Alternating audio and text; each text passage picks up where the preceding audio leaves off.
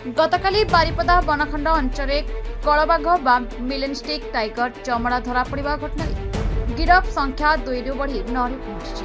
विशेष सूत्रु खबर पाई कुलियाना अंचल गतकाली बाघ चमड़ा डिल बेले 2 जन को माड़ी बसिला वन विभाग स्वतंत्र दल।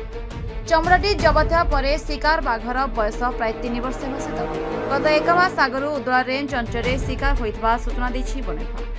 तेबे गतकाली राति तमाम विभिन्न स्थान में चढ़ाऊ कर आउ 7 जन को धरवे सफल होता मुख्य आसामी बा शिकारी एपर्यंत धरा पड़ा 9 जन मध्य 3 जन सहयोगी शिकार थिबा बेले 6 जन चमड़ा बेपारी अच्छा। आज पचराचरा पर एम कोर्ट छाण कर तेबे एजाए मुख्य शिकारी धरा पड़ा वन विभाग एकाधिक टीम विभिन्न स्थान में चढ़ाऊ सहित छानभिन जारी रही। आगक गिरफ संख्या आहरी अधिक हो सूचना देते बारिपदा वनखंड अधिकारी गोविंद चंद्र मिश्र। Report Narad news Odisha.